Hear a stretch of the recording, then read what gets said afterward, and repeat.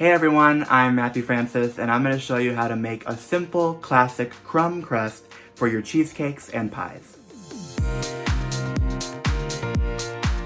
Alright, so if you want to make a really great cheesecake, or a key lime pie, or a pudding pie, or a frozen pie, they all call for crumb crusts.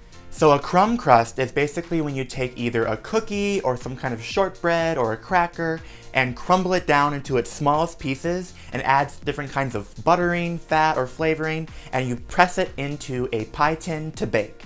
And usually when you do that, what's great about it is you have all those really great flavors from the cookie or cracker itself, and you get to have a really great crispy coating to whatever kind of cream pie or cheesecake that you want to enjoy.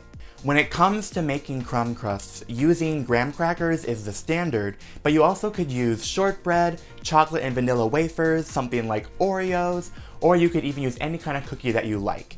But basically, the process of how to make the crust is the same. Today I'm going to show you two different ways that you can break down your graham crackers into crumbs. So my favorite way, and the easiest way I think, is just to chuck those graham crackers into a food processor. First kind of pulse it a few times to break up the larger chunks, and then once they're all sort of small, you can let it go and blend until they're all nice and fine. But if you're at home and you don't have a food processor, you can just take a plastic bag, put the graham crackers inside, leave a little bit of an air opening at the top so that the air comes out and the bag doesn't puff open, and take your rolling pin and roll it out until you have some crumbs. You want to keep rolling until you get the coarseness that you want.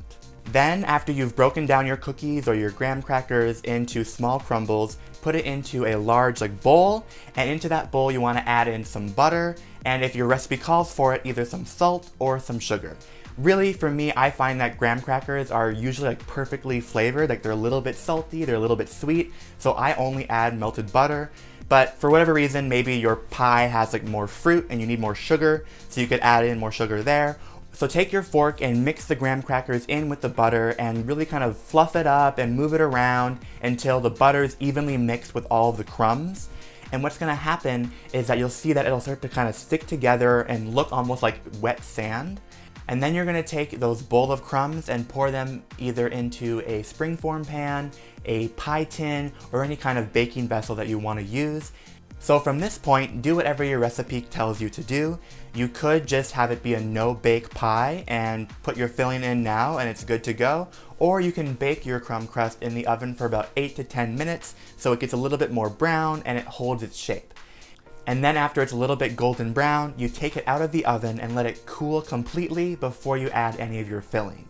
Just to show you so it's pretty, I'm going to do a simple coconut cream pie. So inside here I'm going to put a simple pastry cream filling flavored with coconut and then some whipped cream on the top and some toasted coconut flakes.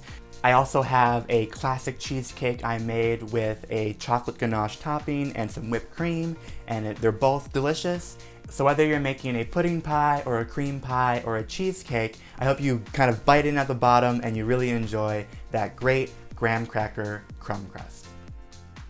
Thank you for hanging out with me. If you enjoyed watching this video, please subscribe to All Recipes. We make a ton of videos that are going to be so helpful for you in your kitchen.